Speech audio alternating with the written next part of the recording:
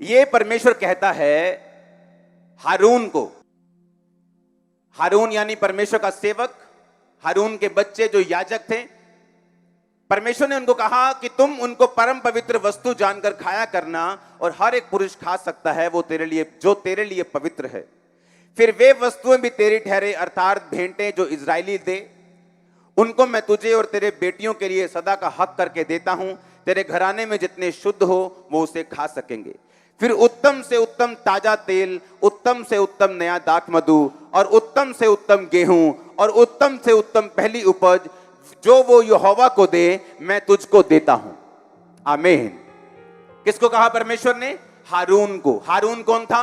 हारून था परमेश्वर का महायाजक, जो लोगों के पापों के लिए बलियों को चढ़ाता था। उसके बेटे थे याजक, जो लोगों के पापों के लिए लोगों से बलियां लेते थे और चढ़ाते थे, और जो उनके खून के बदले जो बैल और बकरों का बहाया जाता था, लोगों के गुनाह माफ होते थे। ऐसा पुराने नियम में होता था। समझ आई कि नहीं? परमेश्वर ने कहा जो सेवा करने वाले लोग हैं, तुम जो हारून हो, तुम जो तुम्हारे बेटे हैं, मैं तुमको उत्तम से उत्तम चीजों को दूंगा, क्योंकि तुम लोग मेरी सेवा करने वाले लोग हो। क्योंकि जो लेवी लोग थे, जो लेवी गोत्र था, इजराइल के 12 गोत्रों में से एक लेवी गोत्र था, उसको जमीन लेने का अधिकार नहीं था, उनको काम करने का अधिकार नहीं था। बाकी गोत्रों के लोग अपनी कमाई के 10वें हिस्से को लाते थे और लेवियों को देते थे, और लेवी हारून को देते थे, उसके बच्चों को देते थे। और जो भेंटें होती थी उत्तम से उत्तम, वो हारून और उसके बच्चों की होती थी। इतना समझ आया कि नहीं? अब मैं इसको जोड़ना चाहता हूं जो मैंने आपको पहले सुनाया है। यह बात यह साबित करती है कि जो लोग सेवा करते थे, परमेश्वर यह चाहता था कि उनकी लाइफ में जो भी ब्लेसिंग हो, अगर गेहूं हो तो उत्तम से उत्तम हो, अगर तेल हो तो उत्तम से उत्तम हो, अगर दाखरस हो तो उत्तम से उत्तम हो। यानी परमेश्वर यह कहता था कि जो लोग मेरी सेवा करेंगे, उनकी लाइफ में जो वस्तुएं होंगी वो उत्तम से भी उत्तम होंगी। आमीन।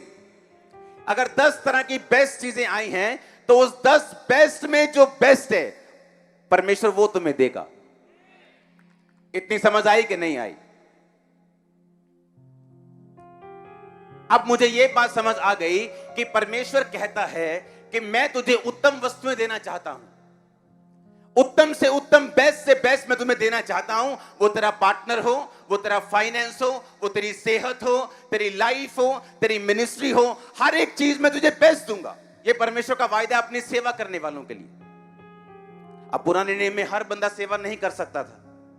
अगर पुराने नियम में हारून और उसके बच्चों के अलावा या लेवियों के अलावा अगर किसी ने तंबू को हाथ भी लगा दिया तो वो मर जाते थे, डेथ हो जाती थी उनकी। अगर तंबू को टच भी कर दिया तो, हाथ भी लगा दिया अगर तंबू को, अगर अंदर जाकर जो परमेश्वर का जहां हाथ से लिखी हुई वाचा पड़ी थी, वाचा के संदूक में, बाइबल कहती गलती से हजारों मनुष्यों ने ऐसे देख लिया था और सभी मर गए थे।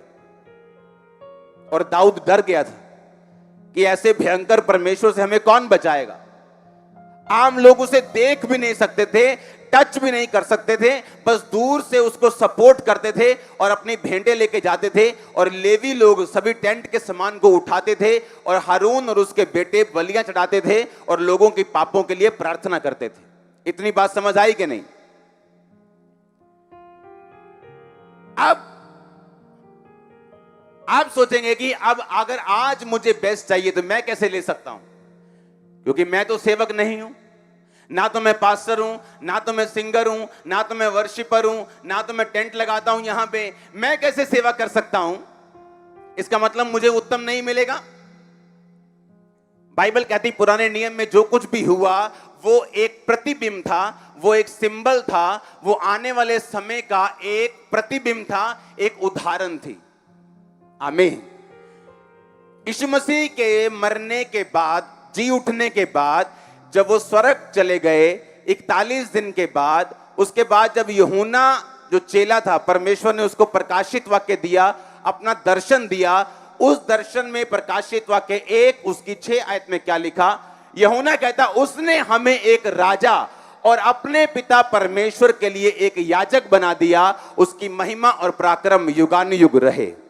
पहले क्या होता था, आप लोग जाते थे, आपने कोई गुनाह कर दिया, आप बकरा लेके जाते थे, याजक के बेटे को बोलते थे कि मुझसे गुनाह हो गया है, मैं उसकी माफी मांगता हूं, ये बकरा है, और वो बकरा वेदी पे चढ़ाता था, उसके ब्लड को ऐसे फेंकता था और पाप माफ होता था। लेकिन नया नियम में कहता है परमेश्वर कि ऐसा अन्न होना है कि बैलों और बकरों का लहू तुम्हें गुनाहों से आजाद करे।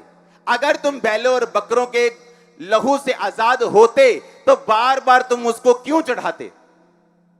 इसीलिए वो इसलिए होता था कि तुम्हें इंतजार रहे कि कब परमेश्वर का एक लौता बेटा अपने लहू को बहाएगा और मुझे सदा के लिए पापों से आजाद करके परमेश्वर से मिलाएगा।